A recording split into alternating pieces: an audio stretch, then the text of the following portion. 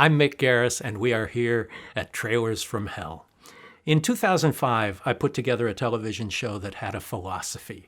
Masters of Horror was put together to be a showcase for filmmakers who'd been kicked around a lot.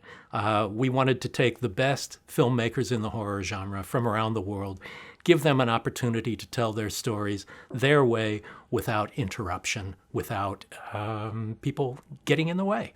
And it was very successful in that regard. We had people like John Carpenter and fearless leader Joe Dante, John Landis, Dario Argento, Tobe Hooper, and we really had 2 seasons of a great experience.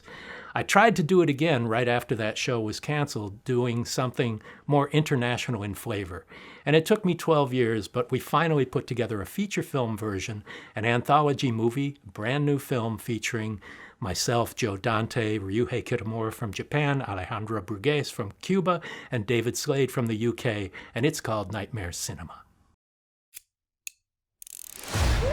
It took me 12 years to get Nightmare Cinema together. Originally, it was planned to be a follow-up to Masters of Horror in that we were going to do a weekly series, and my initial thought was to shoot each one in a different country with an established genre filmmaker from that country. Well, it turns out that that was a little more ambitious than anyone else was ready to do. The next version we planned to do was the umbrella title of Nightmare Cinema would be Nightmare Cinema Presents, and then we would do maybe 2 or 3 feature-length films that would be released theatrically and VOD and maybe with one of the cable networks. So that was too ambitious as well. So what we ended up doing was this very tightly budgeted and produced anthology film where we had this same philosophy of supporting the filmmaker to tell their stories their way and just try to scare the shit out of people without having any interference from the head office. That brought Mickey Rourke into the project, and he became our crypt keeper here. And we have filmmakers from around the world shooting little stories in Los Angeles to try and have an international